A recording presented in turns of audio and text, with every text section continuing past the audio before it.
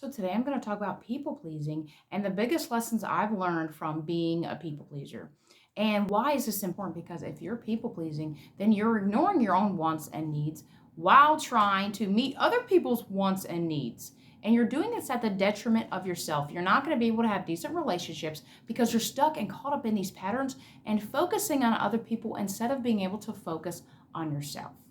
If you struggle with this, don't beat yourself up. Don't be hard on yourself because people pleasing is something that, well, one, as women, we are taught to do.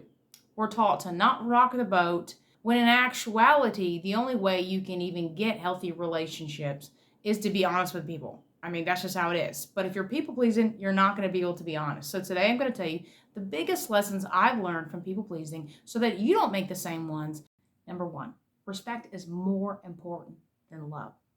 See, everyone's lied to you. Everyone told you that relationships are the most important things. If you don't have a partner, then there's something wrong with you. You ought to be able to catch that guy, catch that girl, lock him in, get married, have kids, blah, blah, blah. But that is not the key to happiness. Having a happy relationship is not the key to happiness. The key to happiness is having a good relationship with yourself where you accept yourself and you love yourself just the way you are with no conditions. That is the basis for a healthy relationship with another human being. If you don't have that, if your relationship with yourself is broken, how can you have another healthy relationship with someone else? It's just not going to happen. Which brings me to the second point, stop idealizing love. Your relationship with yourself is more important than any other relationship. And if that's not right, then a relationship with another person, as in a love relationship, is just not going to work. You're going to be expecting someone to love the ugliness inside of you that you can't love. Because everyone has stuff inside. Everyone has stuff, has traumas, has baggage. And if you don't feel safe with it, how are you going to be able to show it to someone else, to have the intimacy that you crave? And I don't mean physical, I mean emotional intimacy, which is being able to share your thoughts and your feelings with someone and feel emotionally close to that person. It's not going to happen because there's so many things on the inside that you're not okay to look at. Number three, own your needs. And I've talked about this in the previous weeks about neediness and how to heal your neediness. So it's important to know that your needs are your responsibility. It's not sexy. It's not fun. It's, yeah, right, responsibility. But until you can take responsibility for your needs, you're really giving your power away. And you're also going to be attracting toxic people in your life who promise you the world and really don't give you jack. So number four, your happiness is your responsibility. We can't make anyone else responsible for our happiness. True happiness comes from the inside.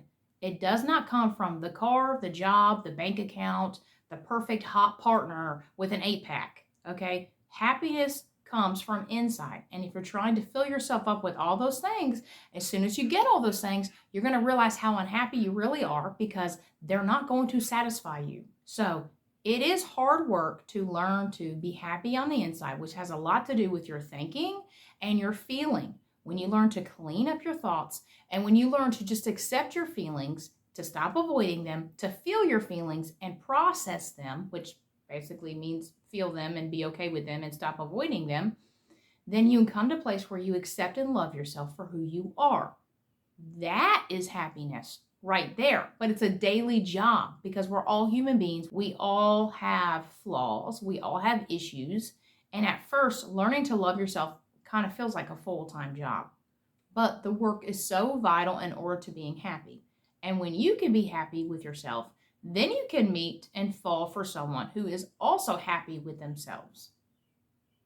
But if you're broken, you're just going to attract other broken people. If you're happy and you love yourself, then you're going to attract other people who are happy and love themselves. Number five, lesson I've learned. Stop sacrificing. Make a commitment to yourself that you're going to stop giving to people at the expense of yourself. It's going to take a lot of awareness. Okay, it's going to take when someone asks you for something, you're going to say, okay, you're going to do a check-in and say, okay, do I have this to give? Do I really want to say yes? Or do I feel obligated? Do I feel guilty? So make a decision right now to commit to only giving after you've taken care of yourself. And a big thing that I came to understand was that how you let people treat you is indicative of how you feel about yourself. and indicative about your own deservedness. If you don't feel like you're worth much, then you're going to let people treat you however they want to treat you. And you're not going to have a say so in it. It's just going to be like, well, okay, they're treating me this way. I wish they would stop. Instead of, well, wait a second, I don't want to be treated this way. This is the way I want to be treated. And you speak up and you put your foot down because that person knows what they deserve. That's why they're speaking up. So really, that term is you get what you tolerate. It doesn't mean that, all the people who've treated you poorly means you deserve it. No, it means you have beliefs inside that say, I don't deserve to be treated well, that I'm not enough, that I don't deserve to be loved, that I'm not okay. And it's because of those beliefs you're tolerating those things. So you get what you tolerate truly means that when you stop tolerating things, when you're like, okay, enough is enough, I know I deserve to be treated better. And you stop putting up with it, and then you set boundaries on that behavior. And you say, if you do this again, I'm going to do this, and you follow through. It's a lot harder than it sounds. It's simple, but it's challenging because as soon as you start setting the boundaries, then your fears come up. So I had a teacher who told me that you pick the person who reminds you of the parent who hurt you the most. And this is a fancy word called repetition compulsion. It's basically your life on repeat. You keep meeting the same types of people and you keep putting up with the same thing because part of you is still trying to complete and fulfill what you never got in that original relationship. So you can be chasing people around for the certain things you didn't get as a child, or you could be tolerating toxic situations because you didn't think that you deserved better, and you hope things, if you're nice enough and you beg and plead, that they'll change. When in actuality, the only person who can change is you. No one else. You can't make anyone else change. But when you change, when you decide to start treating yourself like your best friend, you're not going to tolerate people treating you poorly. You're not going to tolerate disrespect, period. Respect can't be negotiable. Do not negotiate respect.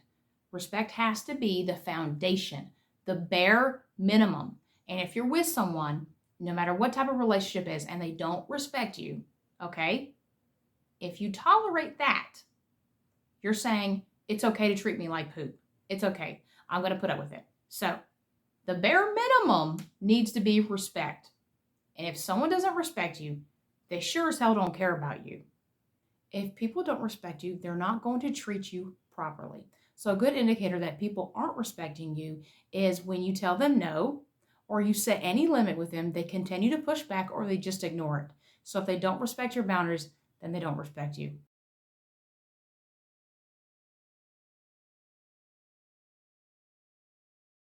Thanks, guys, for being here. And I would really love to hear your thoughts. Which one of these tips really resonated with you? And let me know. I'll see you in the next video. Here's to being your greatest, most amazing, badass self. Have a wonderful day.